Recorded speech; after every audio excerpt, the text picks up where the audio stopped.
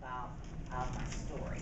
I'm a child of the 60s, all right, and right now my company is digital marketing communications.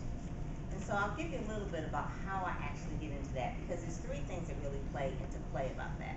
One is God, one is dreams, and one is my always thirst for knowledge, always. And and it kind of lends into how I love people. I love people and I love networking. So the combination of those things kind of led to where I am. But you know how sometimes you have things that don't work out, and it's like God's way of just trying to move you where you need to be. Well, that's what I'm really going to talk about today. Put it too far, I can't really see my notes. Is this okay? But one of the things is that I grew up next door to a pastor. And so that was like a good, I guess you'd say like a God thing or a divine situation because I went to church. My parents didn't go to church, but I went to church with my pastor every Sunday.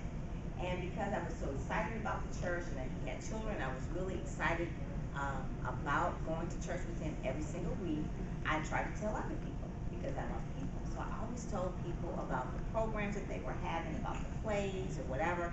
Happened to Kim Jordan, who was actually one of the child's, the pastor's child. She was a child prodigy. She played piano. She's now like a professional singer and all that kind of stuff. But she was really, really good. I mean, to this day, I mean, she's won awards and everything. And so I was telling people, and Reverend Jordan said to me, as a young child, he says, "You're going to do PR for Jesus." Now, I never really knew what that meant. All right, so I go on for school and everything and go to Cass Tech. Any Cass Tech people in Detroit people?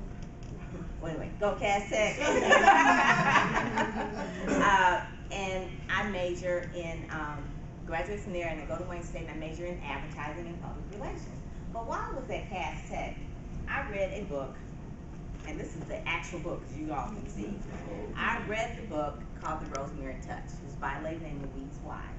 And she's the most talked about woman, and in the most tumultuous New York ad business, everybody says she's got the Rosemary touch. And I read this novel, and it talked about copywriting, and it stuck with me because, you know, growing up 16 years old, again, the love of books, right? And just really just saying, okay, I'm going to do this.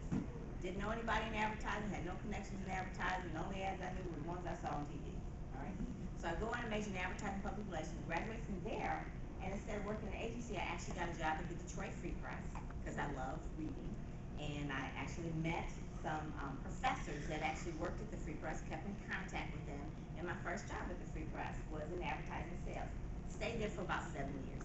I'm like, why am I in sales? This has nothing to do with what I really want to do. I need to do other things. I'm in sales. I really don't like sales. Money was good. Had the golden handcuffs on me. Like, money's good. I guess I can learn to like it, you know. Left print advertising, went into radio advertising. Again, golden handcuffs on me, and it's like, oh wow, this is really good. You work on commission. By then, I'm pretty good at sales and really comfortable with sales, and not really, you know, it's just okay. I'm in my 20s at this point. It's like, whatever. So I said, what I really like to do though is like I just saw a certain situation in the advertising field that wasn't right because of my love for people, and then also too, I'm a child of the 60s. I had this urge to really gather a lot of African Americans together and say, hey, you know, they're not treating us right in this ad business because it's on commission only, and they're giving all the best leads to the other people, and we're not doing it. So what do? I started an organization called BART, Blacks in Advertising, Radio, and Television. And it was blacks that were in advertising and radio and television. All right, those were really the primary ones. Organization grew to about 5,000 members over a 10-year period. We gave career conferences. We mentored other young people to come in. I did all the PR. I did it from the ground up. I remember, this is really a child of the 60s because I had to type the letters out and put the labels on the thing and run. I mean, just like, what if I would have had Facebook back then? But anyway, we won't. So I did this organization. I really saw at that point, I'm still doing the advertising sales, but I'm also running this organization as the president. But I really saw that I love nonprofits, how you can take an idea from nothing and just really continue to promote it. We had sponsors, Channel 7, Channel 4, Michigan Association of Broadcasters. We were giving away scholarships of $1,500 to African American kids that couldn't necessarily go to college. Daisy Banks and Beth Payne and Carmen Harlan. At that time, she was brand new, so I'm really dating myself at this point. So that was just like, okay, I really like that. But at this point, I'm thinking like, it's still not really where I want to be. I still remember this book that I read, right? So one of my clients in the advertising business, when I was working at the radio station, recruited me to work for his advertising agency. I said, okay, that would be good. I'll be the director of sales. I'll bring in accounts. I'm like the account manager. So I said, okay, I'll do that. It's not really copywriting per se, not really using all my skills, but it was still good enough. Left that, still continued to do the Blacks in Advertising, Radio and Television. Is still growing, doing conferences and bringing in speakers and putting on events. And would you have, the little agency that I worked for, I guess you say we didn't have to see eye to eye.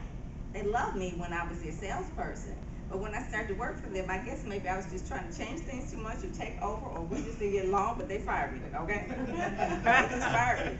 It was like, you're a different person. It's like, you're a different person. So anyway, got fired, got canned. Again, that's what I call like God's way of just really putting you to a place where you need to be. Started my own company. I said, now what do I really like to do? What am I really good at? So I started my own company. At that time, that was probably not even 30. It was called Special Events and Meeting Planners, because I figured I'm really good at putting on special events, really good at planning meetings. And I think my first client was UNCF, and we did a ball. But you know what? It was a good idea. You know how you have good ideas, but it really didn't work in terms of financial things. Okay, it was just like not working out. I mean, I had one event. Oh, live on that for a whole year. I mean, that's it. But I did enjoy, because I really like to network, and I had a huge mailing list at that point.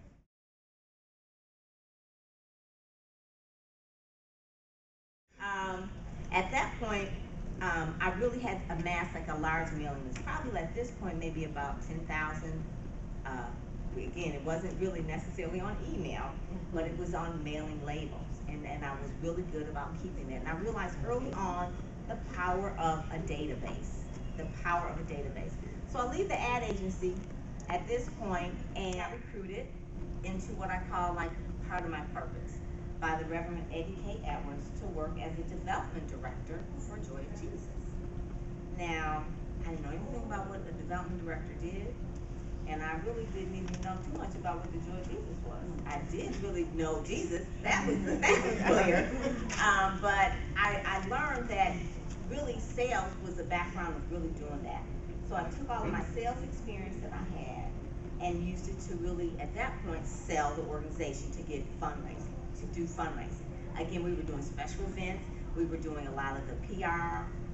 Again, it was an organization because I had that background from Bart. So I was doing all that for Joy of Jesus. I mean, I was writing copy. I was mailing letters. Computers came on the scene at that point.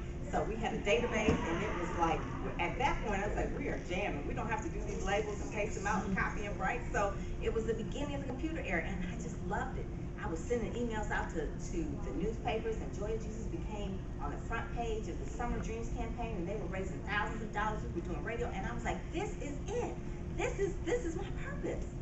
I worked myself to the bone, okay? I mean, I was everywhere, and they were deep on the east side, and I would work like long hours, like maybe from 7 in the morning till maybe 11 o'clock at night. I'm single at this point, and my boyfriend at the time, who's now my husband, says, you don't need to be on that side of the town that late or whatever. So there's so much work to do, because when you work for a small organization or a church or a ministry, you do everything, right? And I love Eddie Edwards. He's gone and since passed. But I was saying his wife, Mary Edwards, is still was there, but she had actually retired. So I said, okay, I can't really do this. There's one part of this business that I really, really like in terms of this fundraising development. I like PR. God would have it. And then at this point, I'm actually going to conferences, the National Association of Fundraising Executives, learning more about PR, because remember, I told you my career path, I really didn't get trained in PR as a job because I was in advertising sales, but I learned it from doing the nonprofit thing because it was my passion. So I put myself in that situation to learn it and to do it, and it just worked out. Well, I got recruited through the organizations I was going to, that we did social media marketing.